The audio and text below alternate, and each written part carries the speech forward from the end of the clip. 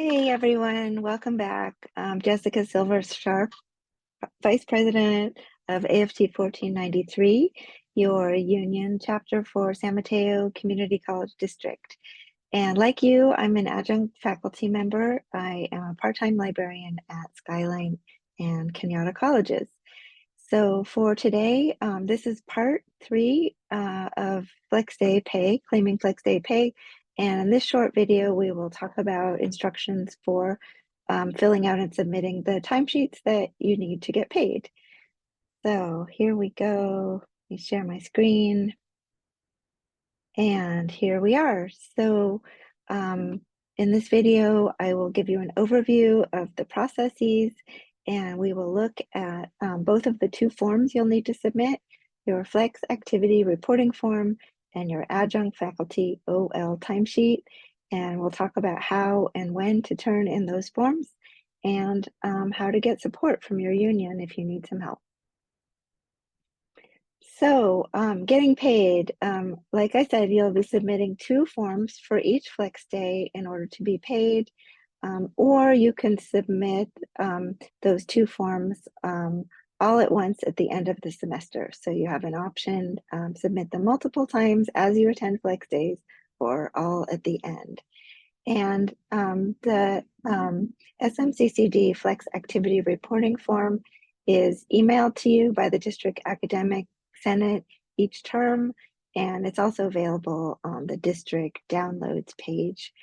And for each of the Flex Days that you attend, you will be filling out number 1, the Flex Activity Reporting Form, just page 2 of your Senate memo, Senate Flex memo. And then you'll be filling out the Adjunct OL Faculty Timesheet, and you will email both completed forms to your division assistant, CCing your dean, by the last day of the semester for each term. And you'll see those forms coming up in a couple slides. And just a reminder that we are not eligible to do Flex Day activities in the summer. So Flex Days are just for the fall and spring terms, and also not during our breaks.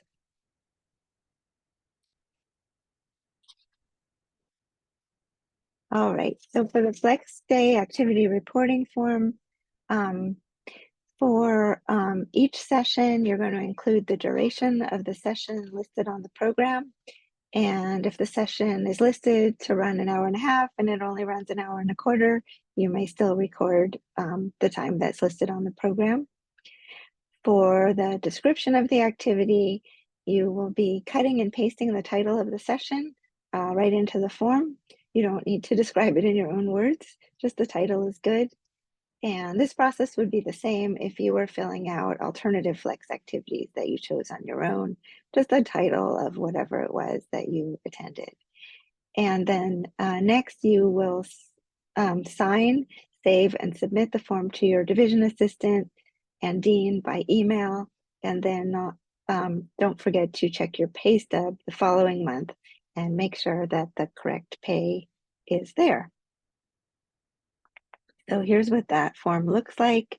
This form didn't exactly fit into my screen, so at the bottom there's also a place for your signature and your dean's signature. And then the next form is the Adjunct Faculty Timesheet, and I'll go ahead and show that while I talk. And so if you're new to your college, you'll want to check ahead with your division assistant to see whether you need to fill in all of those 10 or so boxes along the top. Some division assistants will do the bulk of it for you and just ask you to, include your name and date and then fill out the column and row section. So it's a good idea to check in with your division assistant before you get started. The mandatory boxes going across, you want to check your college under the logo. And again, you may need to do this form twice if you work for more than one college. And then you'll type in the date. This is the date that you're filling out the form. The division, your division department. The instructor is you. So even if you're non-instructional, nurses, counselors, etc., you'll go ahead and put your name here. And then your G number And then usually the rest of these sections, your division assistant will fill in for you. If not, they just mean you may need to get that information from them about your salary schedule, step grade, etc. So for the rows and columns down below, the date is the date of the session that you attended. And then under the lecture, lab, or special, that's where you're going to add the number of hours of the session that you participated in. And under comment, that's where you're going to put just a very brief description, like an abbreviated title of the session that you attended.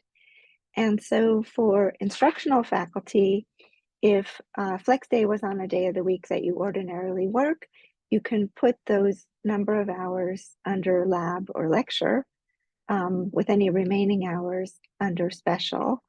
And for non-instructional folks, and if Flex Day was on a day that you didn't work, you don't ordinarily work, you'll just use the special column. And again, for non-instructional folks, you'll put your hours in the special column, unless you also teach for credit and taught for credit on the day that Flex Day was held. And you may skip the two columns that say CRN and course, and then again, that comments field is for the description of your activity. And you can use a couple of those lines there. And then you'll sign, date, and email the form at the bottom. You can't see the bottom of this form, but it has a place for signatures. You do not need to fill in the information for account numbers. Your division assistant can do that. And again, working for more than one campus, you'll have more than one form. So I really encourage you, from so many years of practice, to turn in your forms on Flex Day as you go. And this is the benefit that you'll get paid the next month during the semester and not after it. And you won't forget what you attended. Sometimes it's hard to go back and remember exactly which sessions you attended. And then just a reminder to check your pay stub the following month. And if you're not sure how to do that, you'll go to WebSmart, and then the tab for employee services, then the tab for pay information, and you'll be able to see the hours that you were paid for Flex Day. And again, you can turn in your forms more than once per semester, or all at the end if you prefer. And then just kind of recapping the most common questions that I've received when I support adjunct faculty. And those are, do we have to attend Flex Days? And the answer is no, they're entirely optional. And can my supervisor require me to attend or teach on Flex Days? And they cannot. It's totally voluntary. And yes, you can attend and be paid for Flex Days at more than one campus where you work. And yes, you would turn in separate timesheets. And yes, you can be paid for more than 5 hours if you usually work more than 5 hours on one of the days that Flex Day is held, days of the week. So, and again, that excludes office hours. And then, yes, Flex Days are great for your professional development activities that you're listing in your portfolio. Whether you are attending and teaching, your portfolio is a great place to park the documentation of those activities. And then if you are needing help, again, with your paperwork on your timesheets, your division assistant can help you fill in all those boxes.